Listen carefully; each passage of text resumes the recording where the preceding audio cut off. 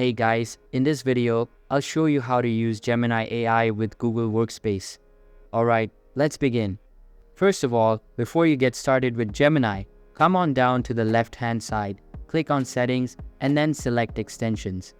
Now, there's a number of Google extensions that we can enable, but the one that you want to make sure you have toggled on is Google Workspace, because we can do a lot with our email, with our files and folders, and even with our specific documents.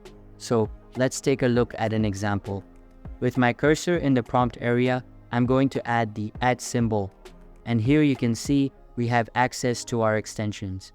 Now this is going to help Gemini realize where or what we are trying to do. I'm going to select Gmail, and then I'm going to say, review all of my unread email from the past 2 days and identify the first 3 that are most important.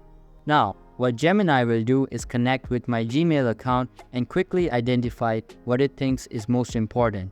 So here it has come back with the 3 emails it feels that I should review first. But better than just giving me a summary of its title and its contents, if I scroll down below, I am 1 click away from actually opening up those emails and responding as well. Now, let's take a look at another example. This time I'm going to hit the @ symbol and we're going to select Google Drive. In this case, I'm going to ask it to find the Kanban file from last year and then summarize its details in 5 bullet points.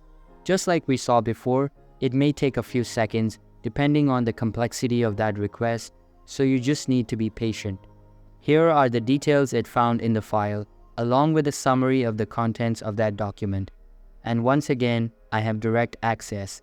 It's showing me exactly the particular file, so I can click on it and do more with it. So that's basically how you can use Gemini AI with Google Workspace. And that's it for this video. If you find this helpful, consider subscribing and giving this a big thumbs up. Thanks.